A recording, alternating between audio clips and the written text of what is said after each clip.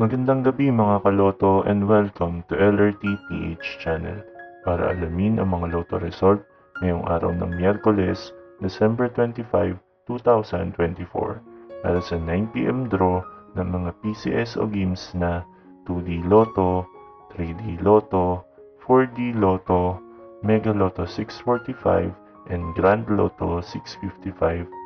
Pero bago ang lahat, kung bago ka pa lamang sa aming channel, ay huwag kalimutang mag-like, mag-comment at mag-subscribe para updated ka sa daily lotto result ng PCSO.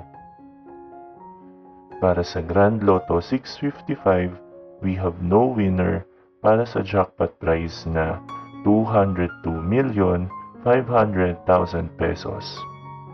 Ang ating Grand Lotto winning combinations ay 33, 47, 38, 15, 16, and 3 in any order. Para sa Mega Lotto 645, we have no winner para sa jackpot prize na 42,977,881 pesos and 60 centavos. Ang ating Mega Lotto winning combinations ay 27, 28, 38, 24, 12, and 33 in any order.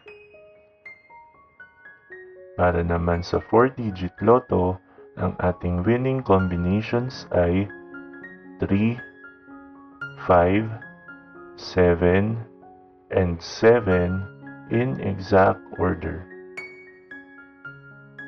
At para sa 3-digit Lotto for 9pm draw, ang ating winning combinations ay 6, 5, and 6 in exact order.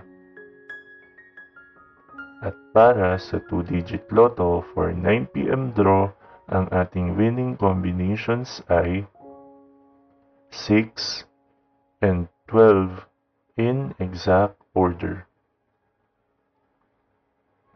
Narito naman ang ating susunod na draw schedule para sa araw ng Huwebes, December 26, 2024. 2D Lotto at 3D Lotto para sa 2pm and 5pm draw at 2D Lotto, 3D Lotto, 6D Lotto, Lotto 642, and Super Lotto 649 para sa 9pm draw na mayroong estimated jackpot prize na 15 million pesos para sa Lotto 642 and 15.8 million pesos para naman sa Super Lotto 649.